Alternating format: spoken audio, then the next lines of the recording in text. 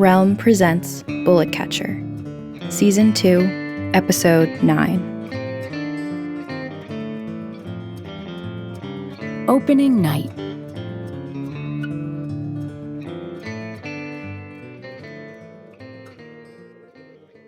The irregulars are slow to get going the following morning. The first of them are just making their ways out of their Vardos when I return from my run. Mal watches them from the steps of her place, a mug of coffee cupped in her palms, like a gargoyle gazing down on a churchyard, judging all the sinners passing through the doors. I only notice I've been looking for Knack when I hear Mal barking at me from across the lot. I jog over to her and she greets me with a scowl. "No training today," she says. "Why not?" I ask, secretly relieved. She looks up at me like she can't believe such a stupid question would cross my lips. "'Cause I said so is why." She sloshes her coffee on the ground by my feet. "You got a bad habit of getting too familiar with people. It's all those confounded questions you're always asking is the problem. It makes it so a person feels like they gotta give you some kind of answer."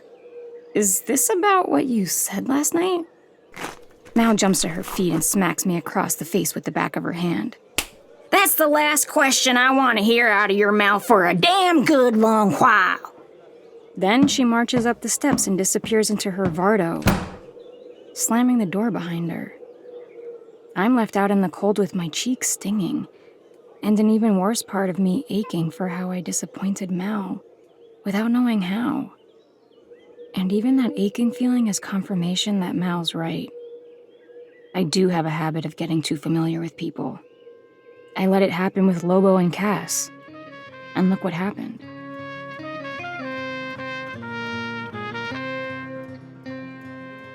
It's only after I bathe and my cheeks stop smarting that I allow myself to admit that it's nice having a day off.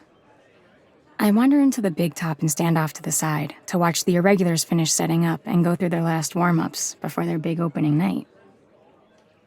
Rado sits hunched over an old scarred table, playing with a deck of cards. He fans them like a peacock, unfurling its tail feathers, before folding them back into the palm of his hand. His lips are moving as if he's talking to someone, but no sound comes out. And it takes me a moment to realize he's going through his routine, talking to the person he'll call up on stage this evening to assist him. He shuffles the cards by flicking them one by one from one hand to the other. They twirl through the air like saucers before landing safely back into his palms. He'd make a good bullet catcher. And then, as if he can sense me staring, he looks up at me, winks, and suddenly the deck of cards in his hand bursts into flames. He shakes out his hand, scattering ash across the tabletop. My eyes must go wide with the trick because he laughs again, before revealing another deck of cards, and once again losing himself in his routine. I walk around the perimeter of the tent, nearly hidden in the blades of shadow cast by the makeshift bleachers and equipment that's been hastily pushed aside until they can decide where to store it. Backstage, I spot the basket I hid in when I first stumbled in here to escape the gunslingers. The balloon has been rolled up. One of the irregulars notices me, looking at it, and says, "We usually offer balloon rides during the day to earn a little extra scratch, but the weather's been too lousy lately." "If it's for rides, what's with all the armor plating?" "It's an old war balloon. Had to make them bulletproof, didn't they?" I head up to the bleachers to get a view of the ring. Far up near the top of the tent, Zephyr sits on a small platform atop a tall wooden pole. From where he sits, legs dangling off the side, he watches his sister, Eos, as she balances on a wire, suspended between the first platform and another some 30 feet away. Her toes curl around the wire, so narrow that I can only see it when it trembles with Eos's movements, a strand of silver spiderweb catching the sun. Zephyr claps rhythm with his hands while Eos dances on the wire. She twirls and leaps and swings, her face pinched in concentration. And when she approaches the platform, Zephyr stands and reaches out his hands and takes her to safety. And then, without even a moment's rest, they leap out onto the wire and begin to dance together. Knack emerges from behind a curtain, draped across the back of the center ring, opposite the bleachers. Knack is dressed in a too small tuxedo, the sleeves ending halfway down the wrists and the tails of his jacket dangling comically behind him. I've never quite seen him like this, all done up, or at least trying to appear that way, with his hair pomaded and his whiskers trimmed. He looks hopeless and handsome. He steps toward the empty bleachers and throws his arms out wide as if greeting the audience. He dips into a bow before throwing his hat into the air and catching it on his head. When he spots me, hiding up in the bleachers, he takes a step back as though he's shocked at the sight of me. And then he gives me that little wave he always gives when he spots me from across the way, as though he's not sure if he's just imagining me. I step out into the light and he smiles at me. "I thought you and Mal would be doing your thing," he says. "Not today." He looks at his shoes and kicks a clump of dirt. "Well, it's good to see you during the day. I feel like the only times I see you is first thing in the morning and at dinner. What do you two get up to anyway?" "She's teaching me how to kill the people I hate." His eyebrows go up when I say that. He screws his mouth into a look of uncertainty and then just says, "Ah, I guess that's why you two always look so serious." He stands there in silence for a few moments and then says, "You know, when I lost my parents, I can't tell you how angry I was. But take it from me that it won't always hurt as bad as it hurts now. It's none of your business." He nods.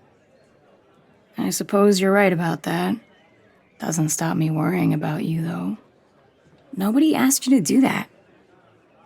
It occurs to me that if he'd said all this last night when the fire was burning and there was dancing and music, and we were alone on the steps of my Vardo, it wouldn't piss me off the way it does right now.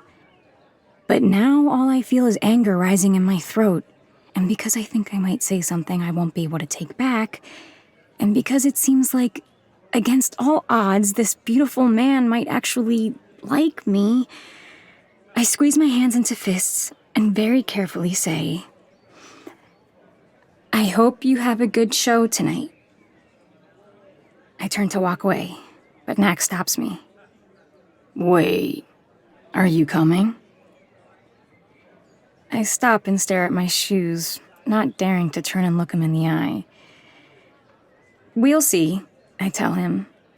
"If I'm not busy, that is." "I hope you make it. I'll save you the top seat in the corner of the bleachers. It's a good spot to watch, and you won't be crowded by people up there. I probably won't come. The seat'll be there, just in case."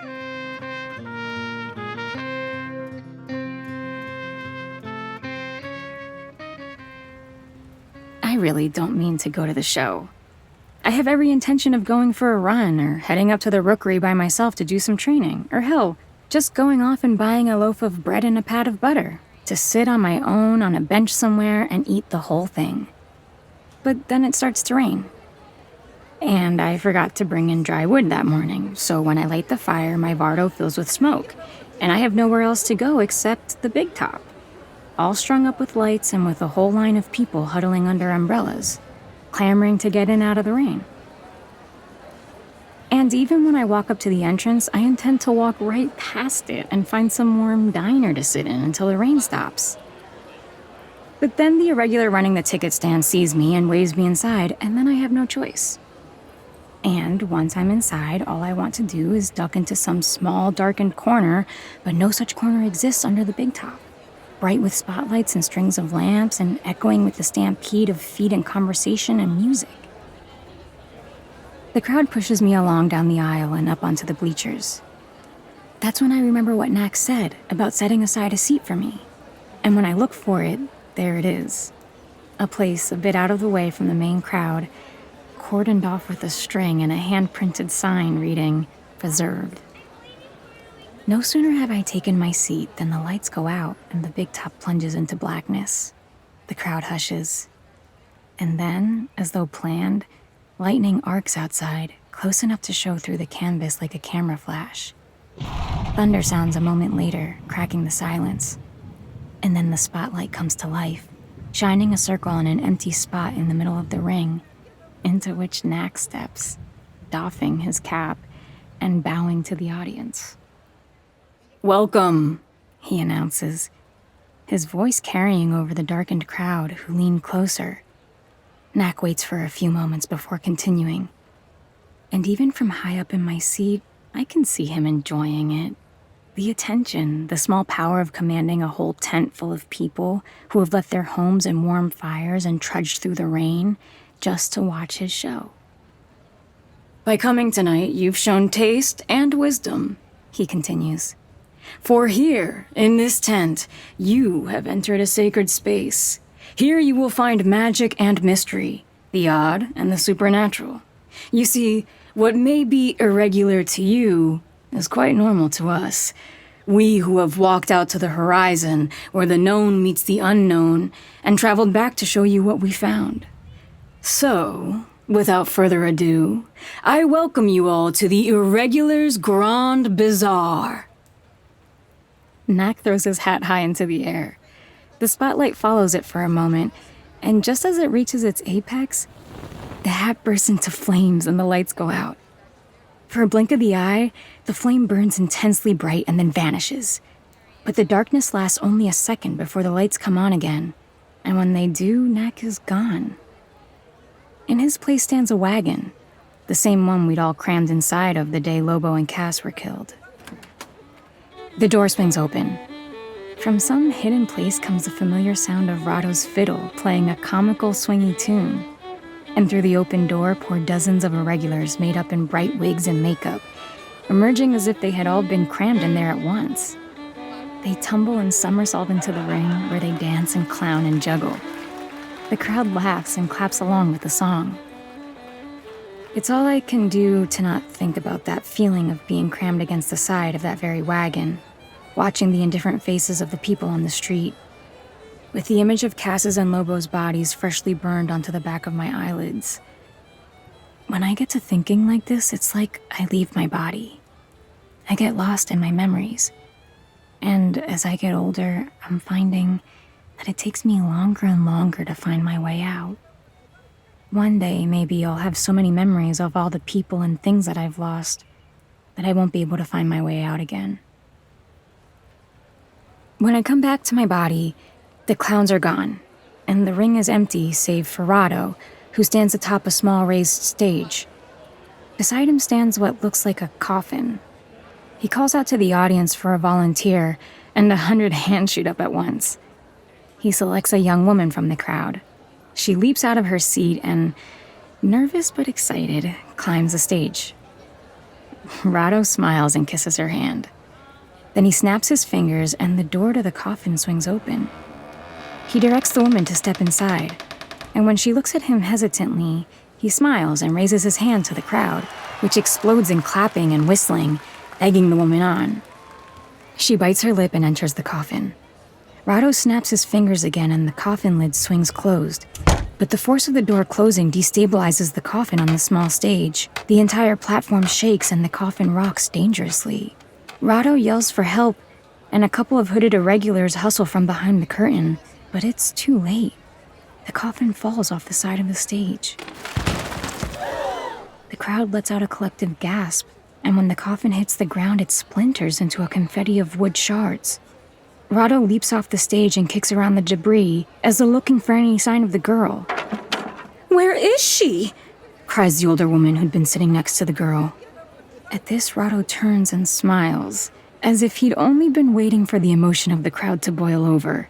He extends his hand to one of the hooded irregulars, who takes his hand and allows him to lead her to the front of the stage. Rado pulls back the hood and reveals the young woman. She smiles and nods to Rado, as though to confirm the secret they now share, before running back to her seatmates. The crowd goes wild, and I can't help but stand and clap with them. The spotlights shift to the two platforms, perched atop the tall poles towards the back of the ring. On the platform stand Eos and Zephyr. As soon as the lights settle on them, they throw up their hands and bow to the audience. They don't even give the people a chance to respond before leaping onto the narrow wire spanning the gap between the platforms and running, as easily as if on flat ground, toward one another. They meet in the middle and Eos leaps into the air. Zephyr catches and balances her over his head, his toes gripped like fists to the wire beneath him. He spins and Eos spins overhead like a propeller. They dance like dust devils twirling across the hot pan of the Southland. Dual winds meeting and spinning and then retreating before meeting and spinning again. And when they're done, the crowd is almost exhausted. Some of them shake out the bees in their hands from clapping, and they stand and stretch their backs and wait for the irregulars selling popcorn to throw them a bag. Knack reappears to announce the intermission before disappearing back behind the curtain. And as soon as he does, a team of irregulars emerges again with beams and planks to start erecting a large stage in the middle of the ring. Emma. I look around for the source of the voice. Down here. I look over the side of the bleachers, and there's Knack, looking up at me, smiling, his hair stuck to his forehead with sweat. What do you think so far? I look away, trying to find the right thing to say, something not too glowing. I shrug. It's good, so far. His smile grows wider, because he can tell I'm trying to play it cool. I got you this, he says, and throws me a bag of popcorn. I catch it, but when I look back down to thank him, his attention is drawn somewhere else. The smile is gone, replaced by a hardened expression. I follow his gaze and see a small group of gunslingers dressed in long dusters and vests, arguing with one of the irregulars trying to bar their entrance. Knack hurries over, and from where I am, high up on the bleachers, I see the gunslingers register his approach, change their stance, in case he turns out to be a threat and they have to take him out. The youngest of them tenses, his hand flicking toward the handle of his shooter, sticking out from beneath his open coat. I watch as Knack gets in between his man and the gunslingers, waving the irregular off to go cool down. His arms are up where the gunslingers can see them. He smiles, and the lead gunslinger seems to relax. Knack directs them to a few seats in the front row, and the gunslingers almost begrudgingly sit down. He leaves them there and heads back behind the curtain. The lights lower, and the audience starts making their way back to their seats. Knack reemerges onto the newly constructed stage. And now, he announces, our main event. All your lives, you were raised with legends of the bullet catchers. Some of you might even be old enough to remember the war. As you all know, the bullet catchers were defeated and killed off nearly to a man. But there were those who lived. And in our travels through the deepest reaches of the Southland, we found one. And she has agreed to show us her art, so that when she, and the few others like her, depart this world, there will be a memory of what once was possible. Tonight, I present to you, perhaps the last practitioner of this lost art. Ladies and gentlemen, Mad Mallory, the last bullet catcher. Mal emerges from behind the curtain, looking old, her wild gray hair falling over her shoulders. She faces the crowd like a challenge. There are no cheers or applause, only an uncomfortable hush. Mal says nothing to the audience. She takes her position at one end of the stage. 3 irregulars climb the opposite end and make a show of presenting the audience with their shooters, loading a single bullet into each and clicking them closed. Knack stands to one side, as if refereeing. Mallory, are you ready? He shouts. Get on with it, she says, sounding bored. Knack turns to face the firing squad. On my mark, he says, raising a hand in the air.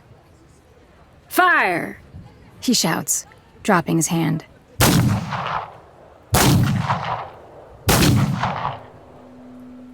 The guns call out their response one after another, bang, bang, bang. The air fills with gun smoke. Mallory, as she's taught me to do, hardly moves. She stands square to the firing squad, and when the guns blow, she steps violently forward, stamping her foot to the stage, and the bullets drop from the air as if hitting an invisible wall. The crowd doesn't dare so much as breathe. Knack picks up one of the flattened bronze bullets. He holds it up so it catches the light and then tosses it into the crowd, where a man plucks it from the air and holds it out in the palm of his hand so that all around can see. All this time, I haven't taken my eyes off the gunslingers. They're standing, hands on the butts of the guns in their holsters. It's a trick! Someone in the crowd shouts. Knack waves them off. If you're so sure, why don't you come up on stage and test your aim? Hands shoot up, but before Knack can pick anyone, one of the gunslingers climbs the stage. Everyone recognizes her by the uniform, the way she carries herself, but no one seems quite sure if this is all part of the act or a real intervention. The hands lower and everyone stirs in their seats. Whispers roll like the wind over sand, prickling nerves and fear. Shit, I say under my breath. The gunslinger draws her gun and holds up her hand to the audience. Enough, she shouts. Then she turns to Mal and says, bullet catching is illegal. You are all under arrest on authority of the gunslingers of the Northland. Mal only flicks her hand in the gunslinger's direction, like shooing a gnat. The gunslinger points her gun at Mal. Mal just spits on the ground. Knack takes a step toward the gunslinger, but she turns on him and looks almost eager to shoot. Don't, she says, her voice shaking. This whole operation is illegal. Knack looks toward the audience. Look, he says, turning back to the gunslinger. It's just a trick, a routine. Mal? Knack turns to the bullet catcher. Tell her it's all just a trick. Mal looks at Knack like he's a bug she should smash, but then, unexpectedly, she relents. It's the truth. It's just a trick. We do it with blanks, you see. I know a way of finding out just how much of a trick it is, the gunslinger says, pulling the hammer back on her shooter with a deafening click. Don't, is all Knack has time to say before the gunslinger squeezes the trigger. The gunshot echoes over the crowd, bringing a deeper hush to the air inside the big top. Mal doesn't move. The bullet hits her in the stomach, staggering her back. She looks down as the circle of blood spreads across her shirt. Knack runs over to her and catches her before she collapses. She tries her best to look like she doesn't need the help, but even from here I can see she's leaning almost her whole weight on him, and it's all I can do to stay where I am and not run to them. The hush over the crowd extends for a moment more, and then they explode into chaos, shouting and throwing things at the gunslinger.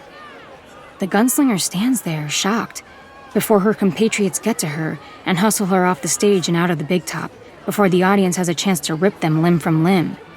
And then I'm pushing my way through the bodies, trying to get to the stage, and by the time I get there, Mal and Knack are gone, with only the pool of blood staining the wood where she'd been standing.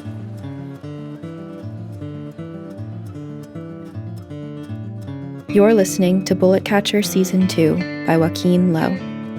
Produced by Realm, your portal to another world. Listen away.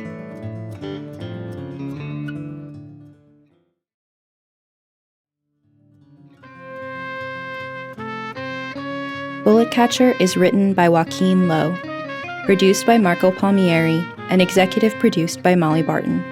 Performed by Inez del Castillo. Audio produced, directed, and designed by Amanda Rose Smith. Additional editing by Corey Barton. Original theme composed by Hashem Asadolahi, with performances by Justin Morell and Josh Deutsch. Cover art by Christine Barcelona.